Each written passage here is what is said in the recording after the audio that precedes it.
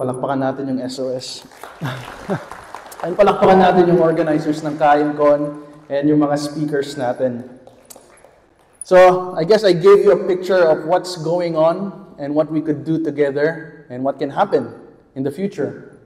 So we're SOS and we're mainly environmental and we focus on good quality surplus food. We work with various establishments, hotels, supermarkets, retailers, even farms. Because there's a lot of food that's getting wasted every single day. Yan. So, as mentioned earlier, we're a non-profit, we're an NGO, we're an environmental organization really focusing on food. Because it doesn't make sense having lots of food and then hungry people. And of course, there's a lot of issues going around these issues. Firstly, yung why we rescue food.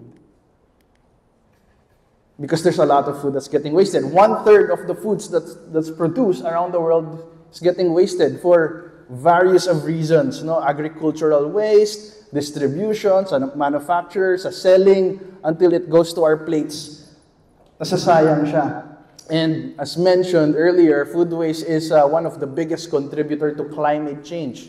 It produces a methane, which is way more harmful than CO2. That's one of the biggest contributor to global boiling. Yeah, diba? Nararamdaman nyo na yan sa labas. It's not warm anymore. It's boiling hot. You've seen the videos online na nagluluto na sila sa kalsada, di ba? And we have this 10-8-1 concept. We're producing food good for 10 billion people, but there's only 8 billion people in this world. And 1 billion goes to bed hungry. So even if we feed everybody in this world, there's still food waste. And it's not good. It's not sustainable. Of course, the other problem is hunger. No, 16.4 million Filipinos are undernourished because of various reasons. They simply cannot afford it. Mahal, walang trabaho, walang pambili. Does it mean that we just let them go hungry every single day? So imagine one bus full of food waste. Imagine, times 154. Imagine 154 buses full of food in EDSA. That's how much we're wasting food every single day. Hindi lang natin nakikita. We're wasting 23 million pesos worth of rice, and this amount could feed 4.3 million Filipinos. So this is just for rice. What about the other types of food? So only rice pa more, no? Food insecurity, 93 kids die every day because of malnutrition. This is reality. So again, the vision is to have a society where good nutritious food can be accessed by everybody because everybody deserves to eat. Mission, we rescue food and we give it to people in need. So every single day we go around Metro Manila and we pick up food, and then we deliver them same day to our communities. Meron tayong naririnig na natin lagi yung don't give a man fish, but teach him how to fish. But at the same time, there's a lot of fish na hindi pa na utilize ng maayos. So at the end of the day, it goes wasted, hindi na benta, hindi pumasa sa quality. But if you think about it, it's good for human consumption. Hindi lang siya pumasa sa highest standards of selling. So we've been doing this since 2015, 2016, and we're still doing it, which means it's working and it makes sense.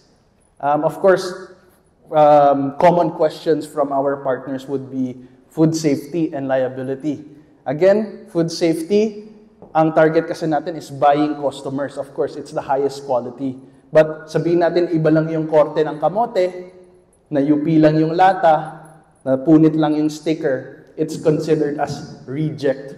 But it doesn't necessarily mean bad food or poisonous food. It's not. Yung aesthetics niya lang, hindi okay. Diba? So 2023, we've served 1 million meals in the Philippines, and we're barely scratching the surface. We're wasting so much.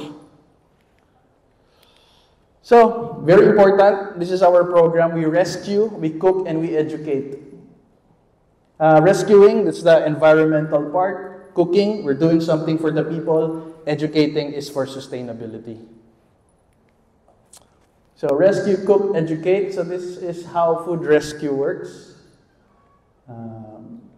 So, very important for us is food safety. It's non-negotiable. If we something weird, smells weird, iba na itsura, decline. Meron tayong food recovery hierarchy based ng US Environmental Protection Agency. If we can reduce food waste from the stores, good. But if not, let's give it to people. Food bank, food rescue, shelters, city jails. Then kung hindi na siya makonsume ng tao, we go next part, animals. And if hindi na kaya ng animals, let's turn it into byproducts, biofuel, biogas, which hindi pa ganun kadami yung technology ng Philippines. If di pa kaya gawin yung byproduct, we turn it into compost. No? Let's put it back in the soil, create more food. And the last part should be throwing it away sa landfills. Yun ang food recovery hierarchy. But sa SOS, sa food rescue, we focus on giving it to people because it only makes sense that people should be consuming this. So, of course, our internal team should be trained on how to handle food. Of course, with our partners, we educate everybody about food, no? Yung mga nasasayang, saan napupunta. And, of course, yung labeling dates on our food. Actually, the labeling dates, the mga expiry dates, that's the standard dun sa claims ng kanyang label, ng kanyang packaging. But past that, the quality is just going, parang bumaba lang, bumaba yung lasa, but it doesn't necessarily mean bad food. But the goal really is to rescue it before it goes expired. But wag na nating antayin ma-expire, tapos i-donate. So, hindi na siya pasok sa mission, hindi na siya aligned. Same thing with our communities. We also educate them. We don't want them to parang umasa na lang sa food donations. Di ba? Ayaw natin yun. But we're doing this because we have extra food. Since we have extra food, we share it to people in need. And once they are given food, that could give them energy for the day. No? They go to school or go to work, find work, get skills, learn new skills. Para bukas, tomorrow, they are able to feed themselves and their family. So this is how we do it, food rescue. First step is from source. So the donor should be able to sort donatable to non-donatable food, put it in clean packaging, store it in the best temperature, and then SOS comes in. Part 2, before we receive it, we inspect the food. So we check how it looks, how it smells, di ba, yung appearance niya, and then we load it in our truck.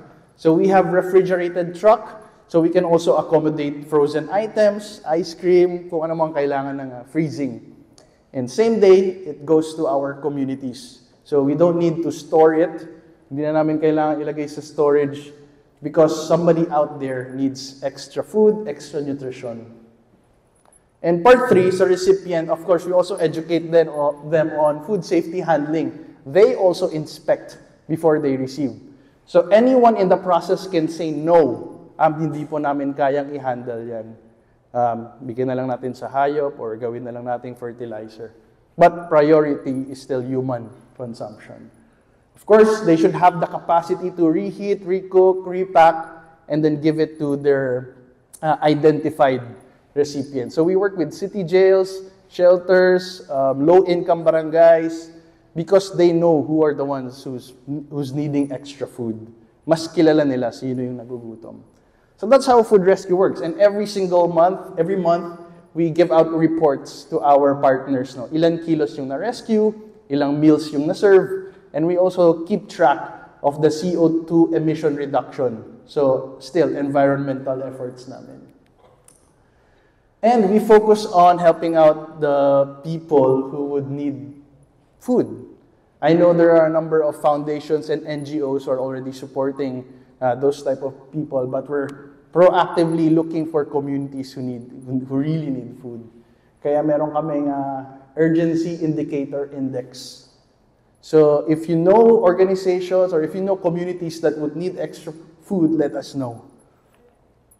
Kasi sabi nga ni Ma'am, hindi natin kaya ng tayo lang. Diba? We need everybody. Kasi everybody eats. Everybody needs food. That's our fuel for the day. Kasi pag di tayo kumain, nagiging hangry tayo, di ba? Nabibwisit lang tayo, tapos mabibwisit pa tayo ng ibang tao. And everybody feels that. So we're currently working with actually 200 communities in Luzon area. So from Bulacan, Pampanga, down to Makati, Laguna, Batangas, napupuntahan ng SOS every single day. So baka may nagtatanong sa inyo dyan, we're non-profit but how are we getting funds? We work with companies who have the same goals. So they also have goals on zero waste, zero hunger. So instead of them doing a program from scratch, why not work with us who's already doing it for a number of years? And we've never had any complaints on food poisoning or namatay. Wala. That's why we're still doing it. Kasi very strict kami sa food safety. If donors, our hotel partners are strict with food, we're also as strict as them. Because our communities need, they deserve good quality food. Tanggalin natin yung food discrimination. Hindi ibig sabihin na tinutulungan natin yung mga nangangailangan pang-mahirap yung pagkain. Wala pong ganun. Pagkain lang po yan. Alam naman natin yung pagpag din. Ang daming issues sa pagpag, but we want to erase that sa Philippine history. It's not good. Ang pagpag, binibenta po yan. So, ibig sabihin, piniperahan lang siya. And high risk siya, di ba? Actually, marami ng hindi magandang nangyari, namatay. Hindi lang siya binabroadcast sa media. I don't know why. But I want to inform everybody about our program, food rescuing. It only makes sense because everybody needs food. The dream really for the Philippines is to be happier, healthier, more productive, more progressive country. And of course, we should start our day with a good breakfast. So if everybody is able to eat before they start the day, marami po tayong magagawa nang sama-sama tayo. So that's it. My name is Mac Florido of SOS Philippines and Food Rescue Philippines. Join us, support us, donate, volunteer, and I'll see you when I see you. Maraming salamat. God bless. Mabuhay po.